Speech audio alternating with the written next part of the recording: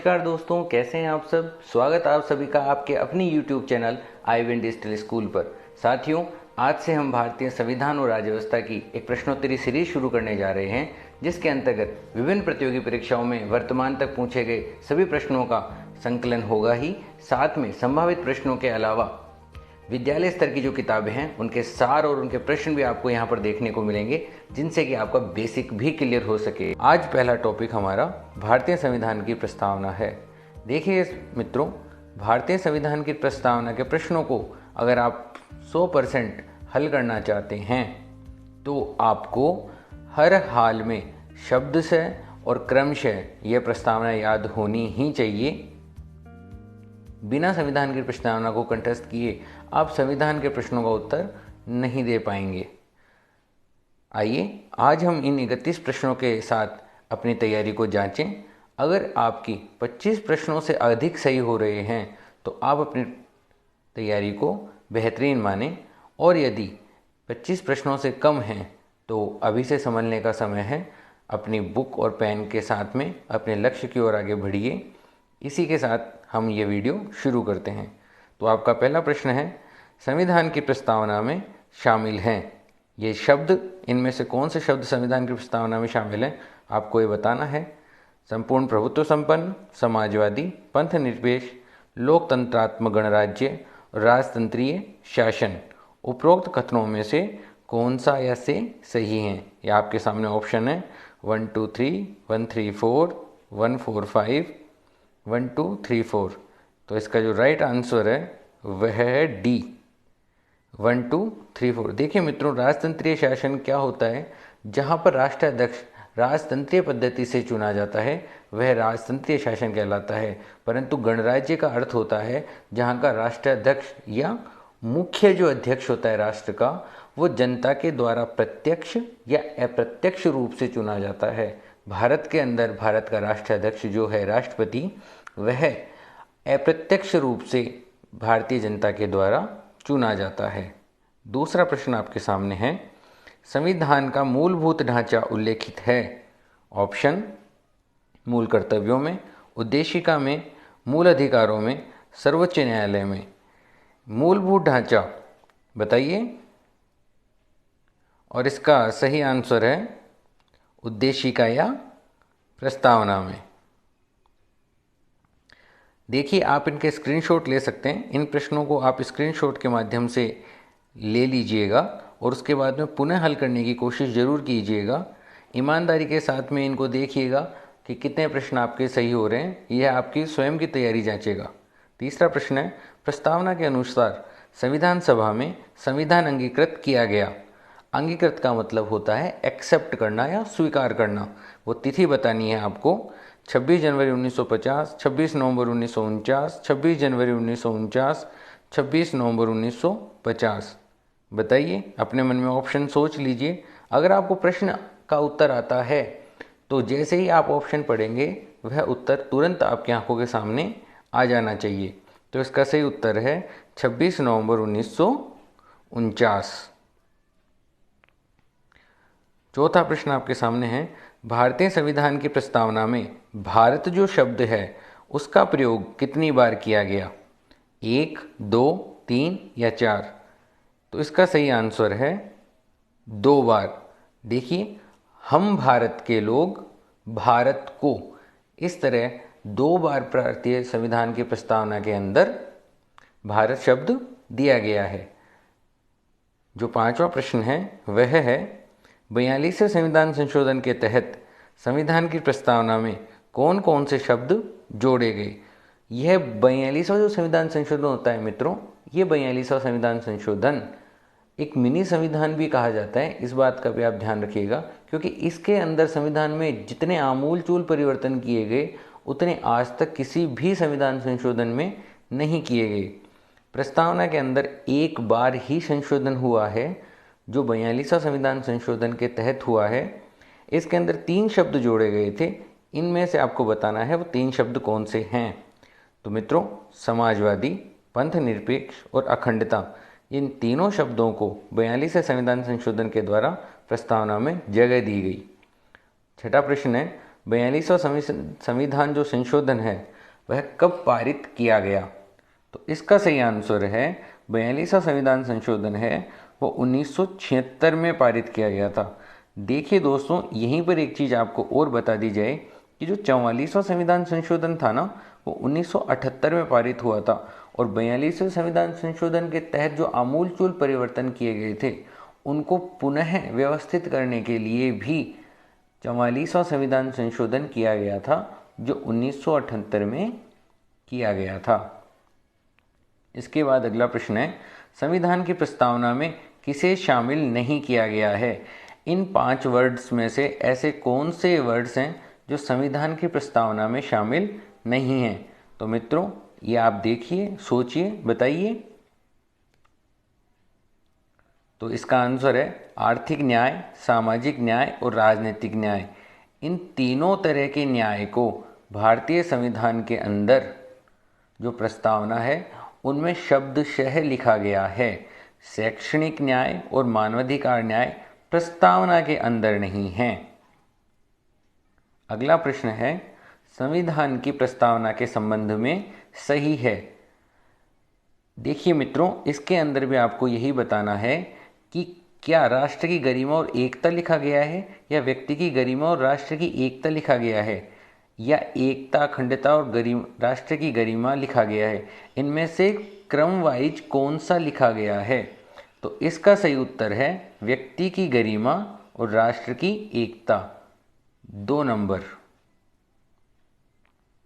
अगला प्रश्न है, संविधान की प्रस्तावना के संबंध में क्या सही है? यहाँ इन चारों प्रश्नों के उत्तर में से एक आपको बताना है कि कौन सा सही है। पहला है, यह न्यायालय के द्वारा प्रवर्तनीय नहीं है। दूसरा, सर्वोच्च न्यायालय के निर्णय के अनुसार यह संविधान का भाग नहीं है। तीसरा, इसमें 2 बार संशोधन किया गया है।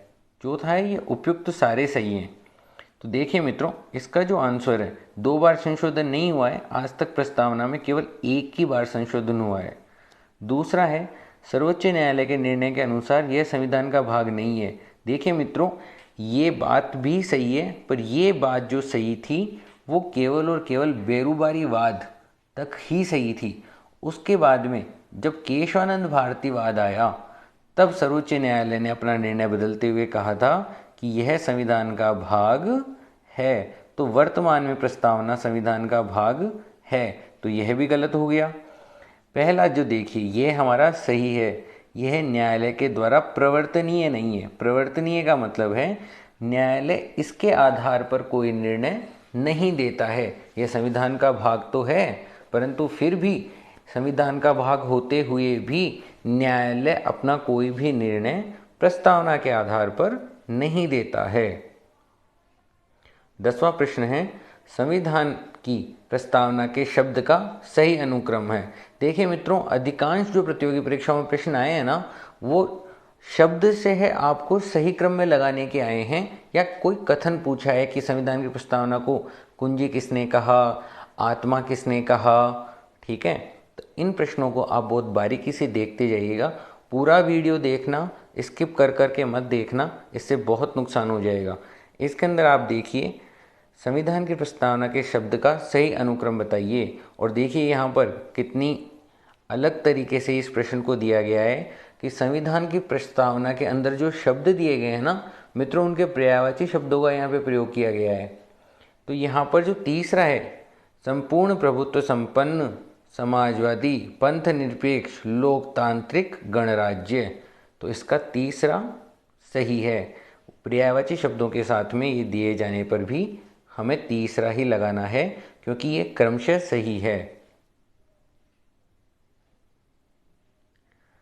11वां प्रश्न देखिए, प्रस्तावना में वर्णित स्वतंत्रता, समानता और बंधुत्व के आदर्श प्रेरित हैं।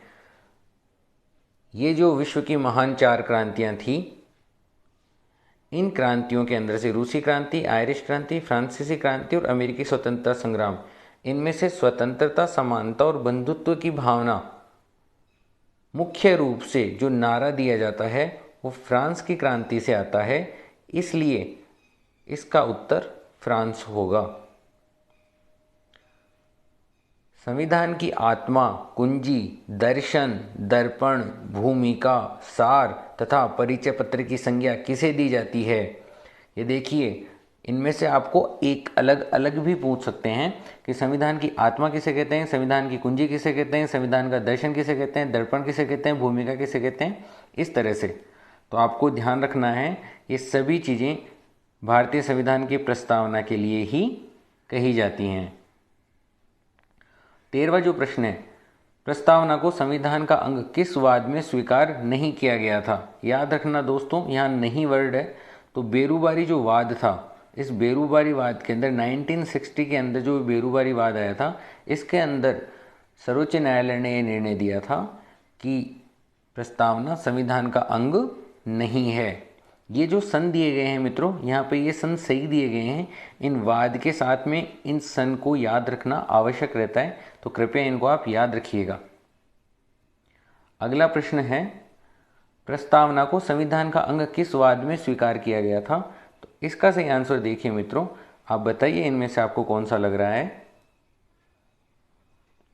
इसका सही आंसर है केशवानंद भारतीवाद। 1973 में सर्वोच्च न्यायालय ने कहा कि संविधान का अंग हर हाल में प्रस्तावना को माना जाना चाहिए। देखिए मित्रों, मुझे कमेंट बॉक्स में ज़रूर बताना आपने कितने प्रश्न सही किए हैं। आपकी तैयारी को नापने की ईमानदारी से ये घड़ी है, इसको आप पूरी ईमानदारी से बताना कि आपने कितने प्रश्न सही किए हैं। भारतीय संविधान की प्रस्तावना से स्पष्ट नहीं होता है, इन नहीं वर्ड पर ध्यान रखना, ये नहीं वर्ड सारा खेल बिगाड़ देते हैं कई बार। भारतीय संविधान की प्रस्तावना से स्पष्ट नहीं होता शासन के उद्देश्यों का विवरण, संविधान को अंगीकृत करने की तिथि, संविधान को लागू करने की तिथि, अन्य संविधान से लिए गए स्रोत। तो देखिए मित्रों, इसका जो सही आंसर है, इसका सही आंसर है तीसरा, संविधान को लागू करने की तिथि भारतीय प्रस्तावना में कहीं नहीं दे रखी है। उद्देश्यों का विवरण कर रखा है हमने, हमारे न्याय, स्वतंत्रता, समानता, इन सब का वर्णन इसके अंदर कर रखा है प्रस्तावना में। संविधान को अंगीकृत करने की तिथि भी दे रखी है 26 नवंबर 1949, मिति मार्गशीर्ष शुक्ल सप्तमी संवत 2006 विक्रमी को एतद द्वारा इस संविधान को अंगीकृत, अधिनियमित और आत्मार्पित किया जाता है। स्पष्ट शब्दों में लिख रहा है। अन्य संविधान से लिए गए स्रोत भी इसमें दिए गए हैं। जैसे अभी आपने देखा कि फ्रांस की क्रांति से हमने भ्रातृत्व की भावना ग्रहण की। इसके बाद अगला प्रश्न है, भारतीय संविधान की प्रस्तावना में किस प्रकार का लोकतंत्र वर्णित है? तो भारतीय संविधान की प्रस्तावना में मित्रों बताइए, आर्थिक, राजनीतिक और सामाजिक उपयुक्त सभी तीनों तरह का ही लोकतंत्र वर्णित है। हमारे देश में आर्थिक लोकतंत्र भी है, राजनीतिक लोकतंत्र भी है और सामाजिक लोकतंत्र भी है। अगला प्रश्न आपके सामने है, भारतीय संविधान की प्रस्तावना में भारत के शासन की सर्वोच्च सत्ता निहित है। भारतीय प्रस्तावना में शासन की सर्वोच्च सत्ता राष्ट्रपति में, संसद में, संविधान में, जनता में, सर्वोच्च न्यायालय में। बताइए इसका आंसर। भारतीय संविधान की प्रस्तावना के शुरू के शब्द ही इसका आंसर देते हैं। याद कीजिए, हम भारत के लोग, भारत को हम भारत के लोग अर्थात जनता। तो भारत के शासन की सर्वोच्च सत्ता निहित कहाँ है? जनता में। अगला प्रश्न, भारत के संविधान को अंगीकृत, अधिनियमित तथा आत्मार्पित किया गया। कब किया गया आप बताइए। अभी मैंने आपको बोल के बताया था जस्ट 1 मिनट पहले ही, 26 नवंबर 1949 को भारतीय संविधान को अंगीकृत, अधिनियमित और आत्मार्पित किया गया। अगला जो प्रश्न है, प्रस्तावना को सर्वप्रथम संविधान की आत्मा निम्न में से किसके द्वारा किया गया? देखो मित्रों, ये जो कथन के प्रश्न हैं इनको आप पूरी सावधानी से अलग कॉपी में लिख के जरूर रखना, ये बेहद काम आते हैं। इनमें मिलान का प्रश्न भी आते हैं, साथ में सिंगल इस तरह से प्रश्न भी दिए गए हैं। आपको आगे वीडियो के अंदर मिलान वाले प्रश्न भी दिए गए हैं, उनको भी आप देखना। तो प्रस्तावना को आत्मा किसने कहा? सर्वप्रथम प्रस्तावना को ठाकुरदास भार्गव ने कहा। अधिकांश पुस्तकों के अंदर जवाहरलाल नेहरू दे रखा है, पर याद रखना जवाहरलाल नेहरू ने ठाकुरदास भार्गव की बात पे सहमति देते हुए प्रस्तावना को संविधान की आत्मा कहा था। सबसे पहले जो ठाकुरदास भार्गव हैं, उन्होंने ही प्रस्तावना को संविधान की आत्मा कहा। अगला प्रश्न, भारतीय संविधान की प्रस्तावना का विचार किस संविधान से लिया गया है? याद रखिए, प्रस्तावना का विचार किससे लिया गया है? संयुक्त राज्य अमेरिका से। अगला प्रश्न, भारतीय संविधान की प्रस्तावना की भाषा किस देश से ली गई है? देखो दोनों में अंतर है। प्रस्तावना का विचार अमेरिका से लिया गया है, परंतु प्रस्तावना की जो भाषा, जो हमारी साहित्यिक भाषा दी गई है प्रस्तावना में, यह भाषा हमने ऑस्ट्रेलिया से ली है। अगला प्रश्न देखिए, यह कथन किसका है? प्रस्तावना किसी अधिनियम के मुख्य आदर्शों एवं आकांक्षाओं का उल्लेख करती है। आपके सामने जो 4 ऑप्शन है उनमें से किसी एक ने ये बात कही है, आप मुझे बताइए। बिल्कुल, इसका सही आंसर है पंडित जवाहरलाल नेहरू। आप स्क्रीनशॉट लेते जाइएगा इन प्रश्नों का, फिर एक जगह लिख लीजिएगा, या वीडियो को पॉज करके भी आप लिख सकते हैं। 23वां प्रश्न है, उद्देशिका में वर्णित सामाजिक, आर्थिक व राजनीतिक न्याय का आदर्श कहाँ से प्रेरित है? सामाजिक, आर्थिक और राजनीतिक न्याय का आदर्श, बताइए दोस्तों। जी हाँ, बिल्कुल सही, यह रूसी क्रांति से प्रेरित है। देखिए वहाँ पे भ्रातृत्व की बात हो रही थी, जो भ्रातृत्व की बात है वो फ्रांस की क्रांति से है, बंधुता की बात है जो फ्रांस की क्रांति से है, और जो न्याय की बात है वह रूस की क्रांति से है। तो इसका सही आंसर हो जाएगा 1। ये देखिए जो प्रश्न मैंने एक साथ ही आपके लिए बना दिए, ये 5 प्रश्न अलग अलग थे, मैंने इनको आपके लिए यहीं दे दिया है। इनमें से आपको सुमेलित करके बताना है कि इस तरफ जो महान विभूतियां हैं उन्होंने भारतीय प्रस्तावना के संबंध में इनमें से क्या कहा, आपको ये बताना है।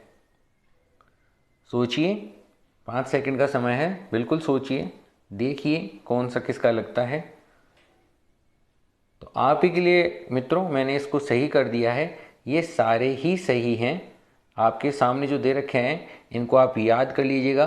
के.एम. मुंशी ने प्रस्तावना को राजनीतिक कुंडली कहा, N.A. पालकेवाला ने संविधान का परिचय पत्र, ठाकुरदास भार्गव ने संविधान की आत्मा, अर्नेस्ट बेकर ने संविधान की कुंजी, अल्लादे कृष्णस्वामी अय्यर ने दीर्घकालिक सपनों का विचार कहा है भारतीय संविधान की प्रस्तावना को।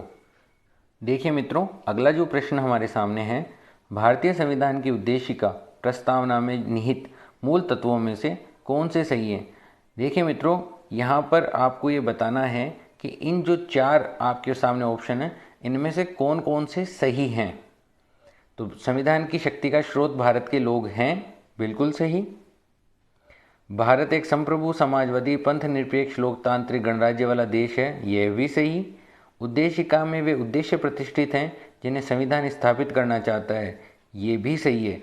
उद्देशिका संविधान के लागू होने की तिथि का वर्णन नहीं करती है। याद रखिए, हमने संविधान को कब अपनाया, प्रस्तावना केवल यह बताती है, लागू कब किया यह नहीं बताती है, ध्यान रखिएगा।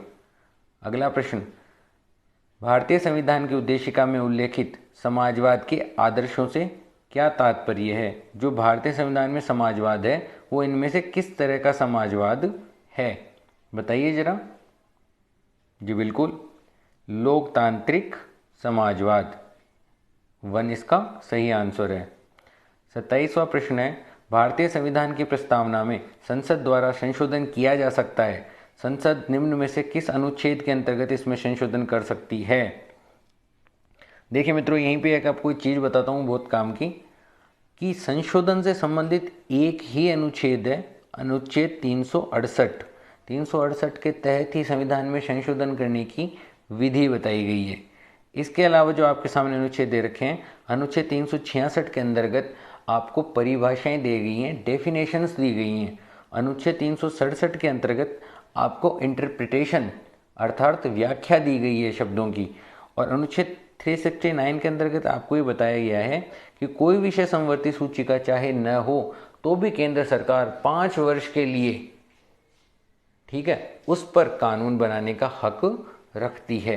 इनको आप डिटेल में जरूर पढ़िएगा, काफ़ी इंटरेस्टिंग अनुच्छेद हैं ये। 28वां प्रश्न है, स्वर्ण सिंह समिति की सिफारिश पर संविधान में कौन सा संशोधन किया गया? सबसे जो इम्पोर्टेंट मिनी संविधान संशोधन मैंने आपको बताया था ना, वही किया गया है। अगर आ गया हो दिमाग में, वीडियो को ध्यान से देख रहे हो तो तुरंत दिमाग में आ गया होगा। जी हाँ, बिल्कुल, 42वां संविधान संशोधन स्वर्ण सिंह समिति की सिफारिश के आधार पर ही किया गया था। इस चीज़ को ध्यान रखना। ये प्रश्न कई तरह से पूछा जाता है। जब हम मूल कर्तव्यों की बात करेंगे तो मूल कर्तव्यों के अंदर भी आता है कि मूल कर्तव्यों को किस समिति की सिफारिश पे जोड़ा गया। तो याद रखो, मूल कर्तव्यों को 42वें संविधान संशोधन के अंतर्गत ही जोड़ा गया था, इसलिए वहां पर भी स्वर्ण सिंह समिति ही उसका सही आंसर हो जाएगी। अगला प्रश्न, व्यक्ति की गरिमा सुनिश्चित करने के लिए संविधान के किस भाग में निर्देश शामिल किए गए हैं। बहुत ही इंपॉर्टेंट प्रश्न है। हमारे प्रस्तावना के अंदर व्यक्ति की गरिमा सुनिश्चित करने की बात की गई है, परंतु इस व्यक्ति की गरिमा को सुनिश्चित करने का कार्य कौन से भाग में किया गया है आपको बताना है।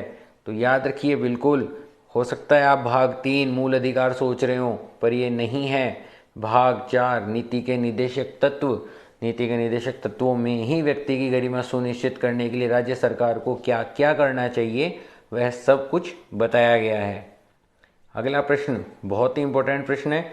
संयुक्त राष्ट्र द्वारा अंगीकृत मानवाधिकार की घोषणा के अनुच्छेद 1 में प्रस्तावना की कौन सी भावना दृष्टिगोचर होती है। संयुक्त राष्ट्र द्वारा जो मानवाधिकार की घोषणा तैयार की गई है, जो स्वीकार की गई है, उसका जो अनुच्छेद 1 है उसमें हमारे उद्देशिका की कौन सी भावना दृष्टिगोचर है, प्रश्न ये कहना चाह रहा है। तो इसके अंदर राइट आंसर इसका हो जाएगा बंधुता, 3 नंबर। अगला प्रश्न देखिए, संविधान की उद्देशिका में वर्णित विचार, अभिव्यक्ति, विश्वास, धर्म और उपासना की स्वतंत्रता हेतु संविधान के किस भाग में प्रावधान किए गए हैं। जिस प्रकार व्यक्ति की गरिमा को सुरक्षित करने के लिए, सुनिश्चित करने के लिए राज्य के नीति निर्देशक तत्वों में यह कार्य किया गया है, उसी प्रकार जो हमारे संविधान का भाग 3 मूल अधिकार है, उस मूल अधिकार के अंदर विचार, अभिव्यक्ति, विश्वास, धर्म और उपासना की स्वतंत्रता हेतु कार्य किया गया है। आइए इसके बाद में आपको एक बहुत ही कंफ्यूजिंग जो चीज़ है उसको थोड़ा मैं डिटेल में समझाने जा रहा हूँ। 2 मिनट का समय लगेगा, पर आप जीवन भर के लिए समझ जाएंगे। देखिए साथियों, अगर आपको ये वीडियो अगर अच्छा लग रहा है तो इस समय प्लीज़ जाके चैनल को सब्सक्राइब जरूर कीजिए और नोटिफिकेशन को दबा के अपने मित्रों के साथ भी बताइए, ताकि अधिक से अधिक लोग जुड़ सकें।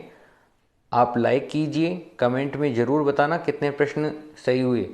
आइए देखते हैं। Berubari union and exchange of enclave वाद 1960, यही वो वाद था जिसमें सर्वोच्च न्यायालय ने प्रस्तावना के संबंध में कहा था कि प्रस्तावना संविधान का अंग नहीं है। जहां संविधान की भाषा संदिग्ध या अस्पष्ट है, वहां उद्देशिका संविधान निर्माताओं के आशय को समझने में सहायक होगी। अर्थात हम भारतीय संविधान की प्रस्तावना से केवल यह ग्रहण करेंगे कि वह जो भारतीय संविधान को बनाने वाले हमारे महान विचारक थे, वो क्या चाहते थे। याद रखिए, ये पॉइंट डालने का इम्पोर्टेंट ये है कि इसको मेरे दोस्तों में भी, मेरे साथ पढ़ने वालों में भी उस समय और जब हम पढ़ते थे तब भी इस पॉइंट को, जो आपके सामने ये पॉइंट दे रखा है दूसरे नंबर का, इस पॉइंट को हम केशवानंद भारतीवाद का समझ लेते थे। अगर ये कथन देके आपको पूछे कि ये कथन सर्वोच्च न्यायालय के निर्णय में कौन से वाद के अंदर है, तो याद रखना ये बेरूबारी वाद के अंदर है, केशवानंद भारती के अंतर्गत नहीं है। आइए अब देखते हैं हम अगला, केशवानंद भारती बनाम केरल राज्यवाद। इसके अंदर सर्वोच्च न्यायालय ने प्रस्तावना के संबंध में कहा था कि प्रस्तावना संविधान का अभिन्न अंग है। प्रस्तावना क्या है? संविधान का अभिन्न अंग है। इसके अलावा और भी 3 चीज़ें कही थी, याद रखना। ये दे देता है परीक्षा में और साथ में पूछता है कौन से वाद के अंतर्गत यह निर्णय दिया गया था। तो आप देख लीजिए,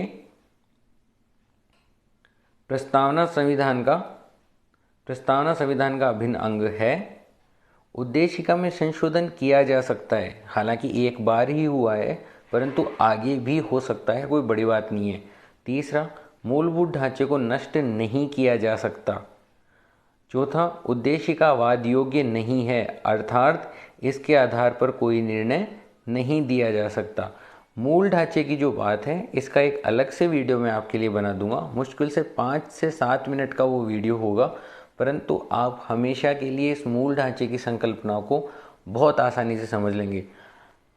हमारा आज का वीडियो यहीं समाप्त होता है। आप कमेंट बॉक्स में ज़रूर बताना आपने कितने प्रश्न सही किए हैं। चैनल को सब्सक्राइब कीजिएगा। धन्यवाद।